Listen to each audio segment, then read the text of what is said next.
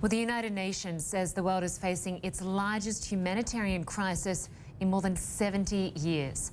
Famine has been declared in South Sudan, and 3 other countries, Somalia, Kenya and Yemen, are on the brink.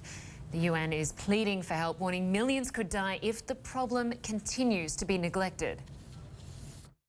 We stand at a critical point in our history. Already at the beginning of the year, we are facing the largest humanitarian crisis since the creation of the United Nations. Now, more than 20 million people across 4 countries face starvation and famine. Without collective and coordinated global efforts, people will simply starve to death. Well, for more now, I'm joined by Hugh, the Chief Executive of the advocacy group Global Citizen. He's joining us from our New York studio. Great to have you with us, Hugh. Thank you for having me, Linda. This is really hard to comprehend that in 2017, millions of people could die of starvation. This problem is huge. This is indeed a humanitarian disaster of epic proportion, and in a world of plenty that we live in 2017, it's just unfathomable that this sort of thing can still take place. But it is, and as you reported in your opening, we see some 20 million people across the region facing food insecurity. And in South Sudan alone, there's over 1 million people on the brink of starvation. And in the first few months of this year alone, close to 31,000 people have fled the country in search of food, in search of a better life. This is just unfathomable in the world of plenty, but this is the current situation in this region. It demands urgent humanitarian response. And when you look at the response, particularly politically speaking, the US now has a billionaire as a president who has vowed to dramatically cut foreign aid.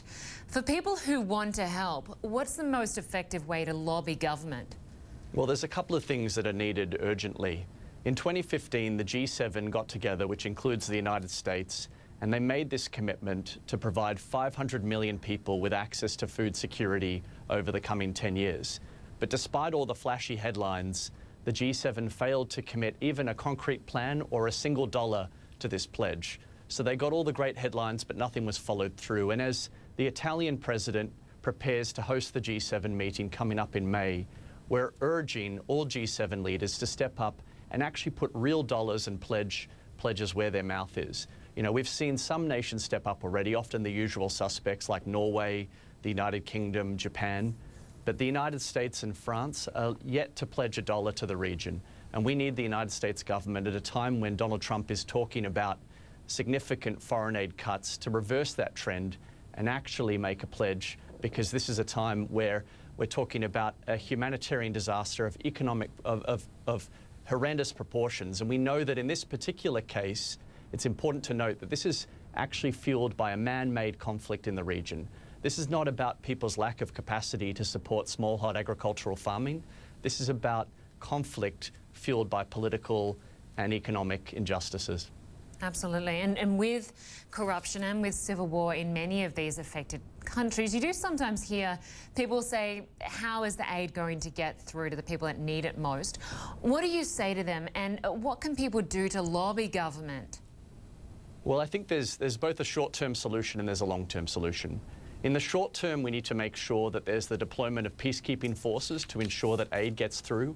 And we also need to support vulnerable people in refugee camps, people who've fled their homes, because refugee camps are often governed by multilateral institutions like the United Nations, and therefore it is possible for humanitarian assistance to reach those vulnerable people. In the long term, as I said, we need a political solution. Whether we're talking about Nigeria, South Sudan, Somalia or Yemen, this is a political solution that's needed across the region. Every country is different, and there's no one-size-fits-all political solution here.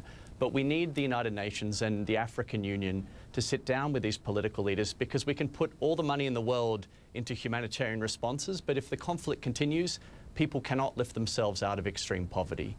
We often like to talk about teaching a man to fish, but I'd like to say that the men and women in this region are already some of the best agricultural farmers in the world. They can lift themselves out of poverty if only they had peace and security in the region. Hugh, CEO of the Global Citizen Group, great to have you with us. Thanks so much for sharing your perspective on this. Thank you, Linda. Now, if you would like to help, you can find out organisations which are working to feed those in need. Just go to cnn.com/impact.